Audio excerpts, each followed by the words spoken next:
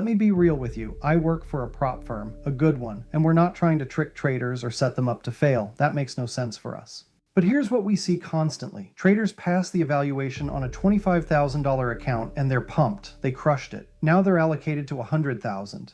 And then something shifts. It's not the strategy that changes. It's not the market conditions. It's the trader's nervous system hitting a wall it wasn't prepared for. See, on a $25,000 account with a 12% max drawdown, a bad month is $3,000. That stings, but you can absorb it. You know it's coming. Every serious trader has them. Scale to 100,000 with the same 12% rule. Now a bad month is $12,000, but the math isn't the real problem. The problem is your brain doesn't scale linearly. Your risk tolerance, your ability to trust your process when things go red, your capacity to take losses without revenge trading, none of that grew when your balance did. I've sat with traders who had genuinely profitable edges on smaller accounts and watched them completely change their behavior at scale. They start closing winners early. They add to losers. They second guess the exact trades that got them funded in the first place. That's not the prop firm's fault. That's you not being ready psychologically for what you asked for. The relative drawdown rule isn't a trap. It's a safety mechanism.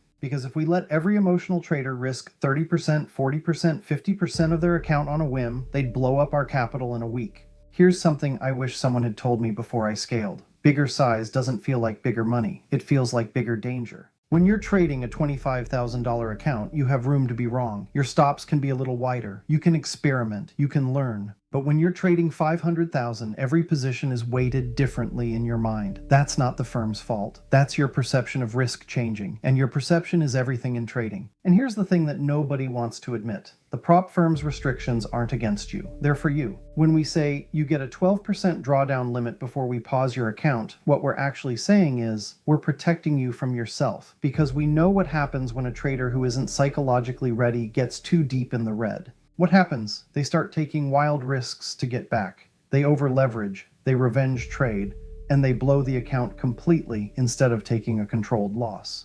The scaling structure is designed so that you pause, you reflect, you recalibrate. Then you try again. Think about that for a second. The firm is literally forcing you to take breaks before you destroy yourself. But what do traders do? They complain about it. They see it as a limitation instead of a protection. The traders we see consistently scale month after month, year after year. They're not the ones trying to game the system. They're the ones who accept the structure and work within it. They respect the rules because they understand the rules exist because other traders ignored them and blew up.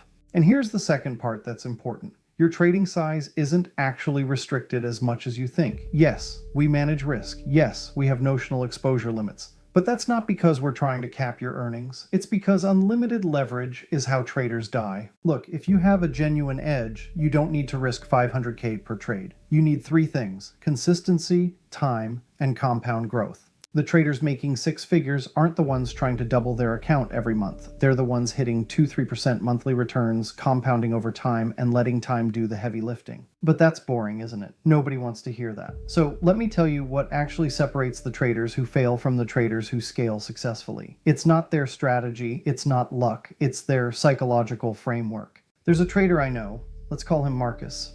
Solid edge, profitable on every account size. He got allocated to a firm, started at 100,000. First week goes great. Second week, he has a $20,000 drawdown. Not a loss, a drawdown, still up for the month, but it's red on the screen. And Marcus does what 70% of traders do. He starts trading differently. Smaller position sizes, tighter stops. He's now protecting instead of executing.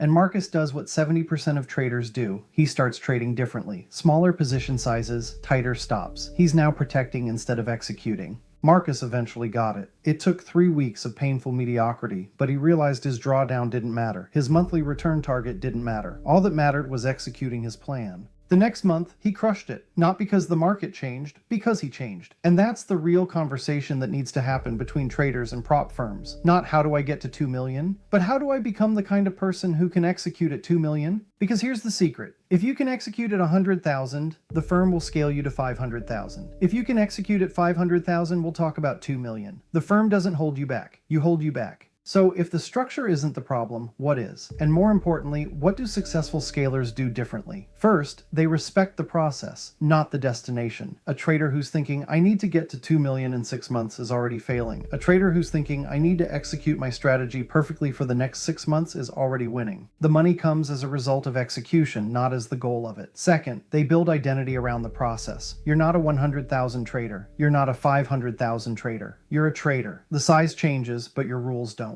Marcus reframed it. Instead of, I have a bigger account and I'm terrified, it became, I have more capital to deploy my strategy. Same thing, different frame, completely different psychological outcome. Third, they separate the drawdown from the edge. A 12% drawdown on a 100,000 account feels like a disaster if you're thinking emotionally. But statistically, that's noise. Every profitable trader has them. Multiple times per year, probably. The traders who survive drawdowns don't fight them. They recognize them, they pause if they hit the limit, they review, and they come back. And fourth, and this is the big one, they stop comparing themselves to other traders' highlight reels. Some guru on YouTube saying he made 50% last month? Irrelevant. Your trading partner hit 500,000 allocation while you're at 100,000? Also irrelevant. You have one job. Execute your strategy at your current size with perfect discipline. That's it. Do that for 6 months and the allocation will follow. Do that for a year and you'll be amazed where you are. Here's what I want you to understand about scaling at a prop firm. It's not a race. It's a proof. The firm isn't keeping you at 100,000 to punish you. We're keeping you at 100,000 because we need to see that you can consistently execute at 100,000. Once you prove it, scale comes automatically, not maybe. Automatically.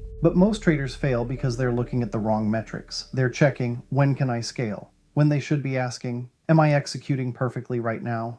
If you answer that question honestly, and most traders don't, you'll know exactly where you stand. Are you following your rules 100% of the time, taking the exact stops you planned, not revenge trading after losses, not closing winners early out of fear, journaling every trade, reviewing your week consistently? But if you're doing all of that, then your scale is coming. Not might come, is coming. The traders I've seen go from 100,000 to 1 million in a year weren't special. They weren't smarter. They just accepted that their job was to execute, not to earn. The earnings followed naturally. The prop firm doesn't lose when you scale. We win. Because it means you finally stopped fighting yourself. Trade smart or don't trade at all. Get back to the process. Get back to work. See you next week.